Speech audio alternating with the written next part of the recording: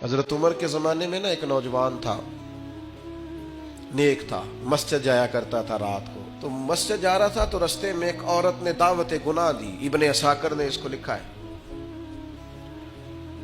तो नौजवान था, ख्वाहिशात थी, कुछ तबीयत माइल हो गई। अभी उधर जा ही रहा था कि किसी ने आयत पढ़ दी, वाली मन खाफ मकाम रब्बी जन्नतान, जो रब के सामने खड़े होने से डरेगा अल्लाह 2 जन्नतें देगा। वाकई डर गया वो, वाकई डर गया। इतना डरा कि बेहोश होके गिर पड़ा।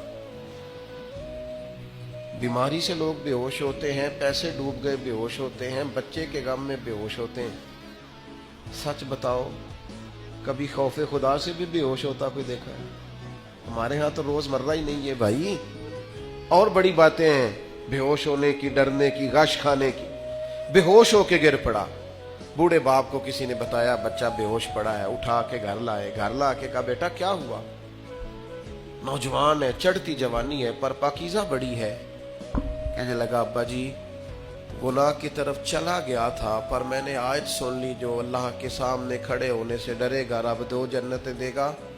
मैं डर गया था, रब वाकई 2 जन्नतें देगा। बाप रो पड़े, अब्बा जी की आंखों में आंसू आए और कहा पुत्र अल्लाह बड़ा मेहरबान है, उसके वादे सच्चे हैं, वाकई 2 जन्नतें देगा। उसने फिर एक चीख मारी और इस तरह की मारी कि उसकी रूह ही परवाज कर गई।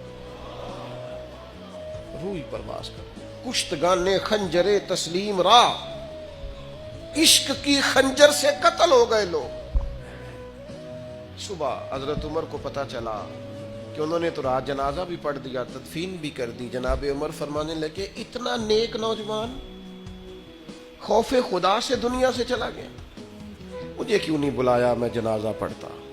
फारूक आजम फरमा रहे मेरा शौक था, मैं उसका जनाजा पढ़ता। कहा हुजूर आपको तकलीफ नहीं दी? फरमाया बताओ कब्र कहाँ है? ते कामिल पीर उना दे बाहू कब्र जिना दी जीवे। हजरत फारूक आजम कब्र पे तशरीफ ले गए और खड़े होकर फरमाने लगे नौजवान मुझे उम्मीद है मेरे रब ने तुझे 2 जन्नतें दी होंगी।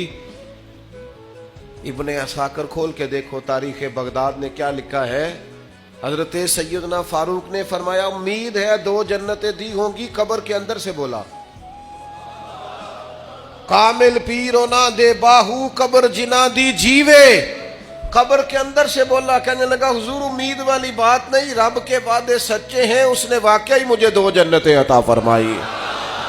2 जन्नतें दी हैं, मैंने अपने मालिक को राजी पाया।